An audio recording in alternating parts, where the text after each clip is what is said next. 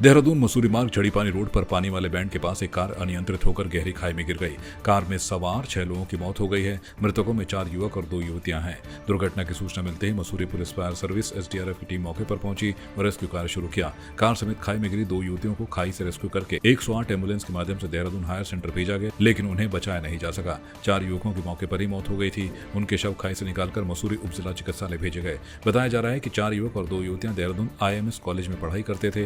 ये लोग मसूरी घूमने के लिए आए हुए थे। सुबह के समय देहरादून वापस लौटते वक्त चूना खान के पास उनकी कार अनियंत्रित होकर गहरी खाई में गिर गई। देखिए, अभी जैसे सुबह सूचना प्राप्त हुई थी कि झड़ीपानी बैंड के ऊपर जो है एक गाड़ी पलट गई है, तो उस पे मौके पे तत्काल हमारी जो थाना पुलिस और जो हमारा फायर सर्विस है, तो वो मौके पर पहुंचे थे। मौके पे देखा कि ये गाड़ी गिरी हुई थी, फोर्ड एंडेवर की गाड़ी। उसको जो है मौके पर पहले तो साइड किया गया और उसके बाद देखा गया कि उसमें जो है 4 युवक और 2 युवतियाँ जो बताए जा रहे हैं कि वो सवार थे। मैं FSO धीरज तलिया फायर स्टेशन मसूरी। हमें सुबह 5 बजे सूचना मिली, 5:30 के लगभग, और हम तुरंत यहाँ घटनास्थल पर गए तो पता चला कि ऊपर से एक गाड़ी फोड़ के नीचे गिरी। उसमें से 6 व्यक्ति थे।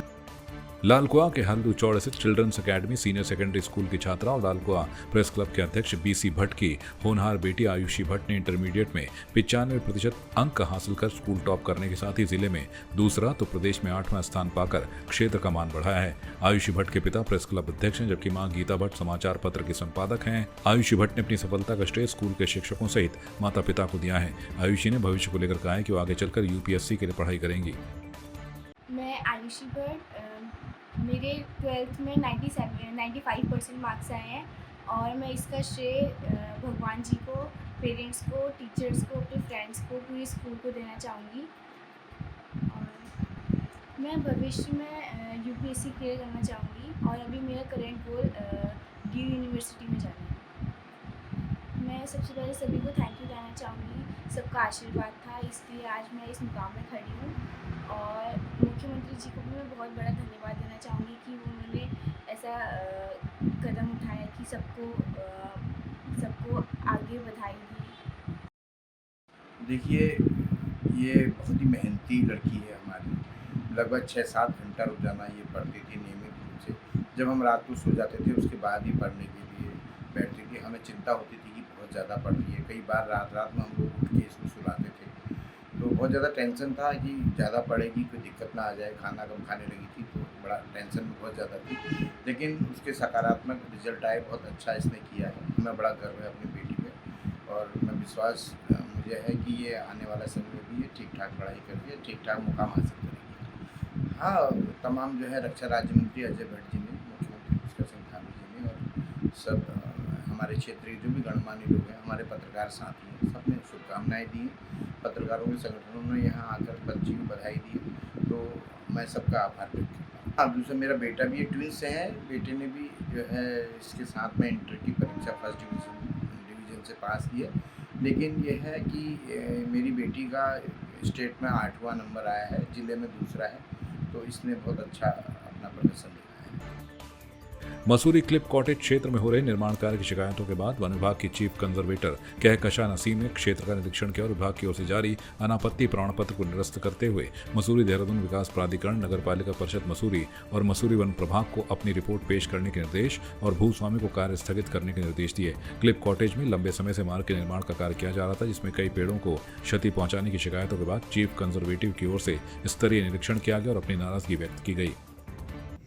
ये क्लिफ कॉटेज स्टेट जो है यहाँ पे हैम्पटन कोर्ट के नीचे एक एरिया है।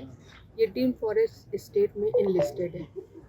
इसमें कुछ विभाग की तरफ से 2019 में एक NOC दी गई थी पुराने मार्ग की जीर्णोद्धार की।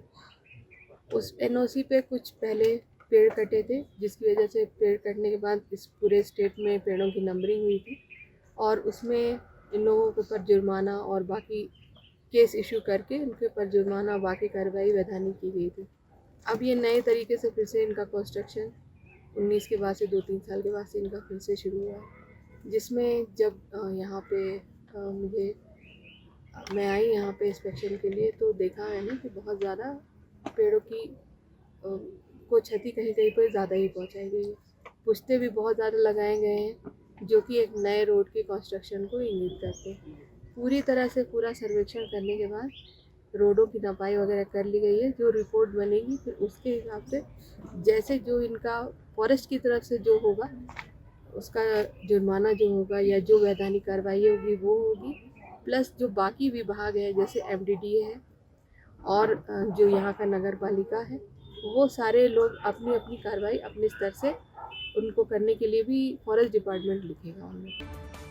मसूरी देहरादून मार्ग पर ग्राम सभा भट्टा में शराब की दुकान खोले जाने का ग्रामीण लगातार विरोध कर रहे थे। इस पर कि ग्राम प्रधान कौशल्या रावत के नेतृत्व में दर्जनों महिलाओं ने तालाबंदी की और शासन प्रशासन से शराब की दुकान बंद करने की मांग की। ग्रामीण मीना कोठाल ने कहा कि शराब की दुकान के निकट अस्पताल स्कूल है और ग्रामीण 1 महीने से इसका विरोध कर रहे हैं। आज मजबूरन उन्हें तालाबंदी के लिए विवश होना पड़ा।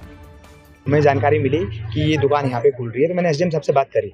एसडीएम साहब को कहा कि बगल में ही हॉस्पिटल भी है और बगल में ही चुनावी मतदान केंद्र भी है और बगल में ही स्कूल भी है, कहीं ना कहीं ये नियम के अंतर्गत नहीं आता है। तो उन्होंने तुरंत दुकान को बंद करने के आदेश दिए हैं और ये एक जांच का विषय भी है कि भाई इनके पास जो एरिया लिखा हुआ है उसमें पर्टिकुलर 2-3 किलोमीटर का एरिया पूरा है और हमारी मांग ये है कि हमारा गांव यहाँ पे है, स्कूल यहाँ पे है, हमारे गांव के बच्चे यहाँ पे है और भट्टा फॉल जो पर्यटक स्थल है उसको जाने का कर्व यहाँ पे है। ना तो यहाँ पे पार्किंग की सुविधा है जहाँ पे ये दुकान है और ना ही कोई ऐसी स्थिति है। आप ये देखिए कि जब यहाँ पे कोई भी शराब लेने के लिए रुकेगा तो यहाँ पे गाड़ी कहाँ पे खड़े करेगा, जाम की स्थिति बनी रहेगी, एक्सीडेंट होने के चांसेस है। तो किसी भी स्थिति में यहाँ पे ये दुकान ये एक्सेप्ट नहीं की जाएगी। मुझे पूर्ण रूप से विश्वास है कि ये दुकान जल्द से जल्द यहाँ हट जाएगी और हम अपने पूरी पंचायत में कहीं पे भी दुकान नहीं खोलेंगे।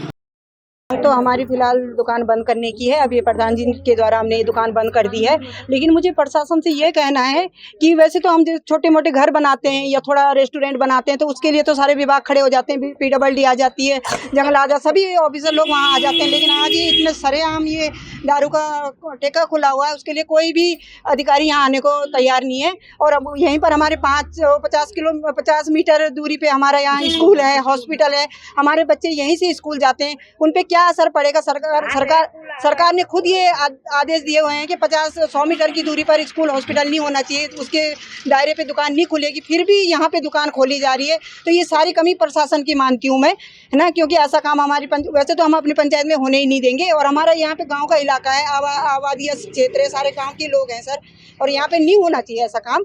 तो मैं तो सारा श्रेय प्रशासन को देती हूँ कि हमारे गांव की आबादी ना देखते हुए भी, और एक और महिला सशक्तिकरण का उपदेश देती है सरकार की, महिलाओं को आगे बढ़ाओ, महिलाओं को बढ़ावा देती है, उसके विरुद्ध बावजूद भी देखो यहाँ पे दारू का ठेका खुल रहा है। हम सब महिलाएं परेशान हैं।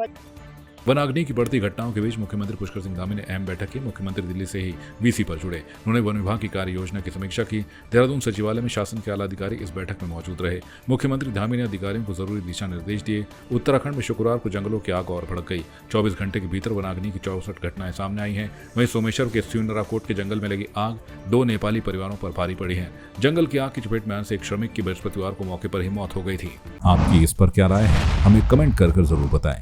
इसके साथ ही आप हमारे YouTube चैनल को सब्सक्राइब कीजिए। आप हमें Facebook, Instagram, Twitter और कू ऐप पर फॉलो भी कर सकते हैं। और संवाद 365 के साथ एक क्लिक में जुड़ने के लिए डाउनलोड कीजिए संवाद 365 ऐप।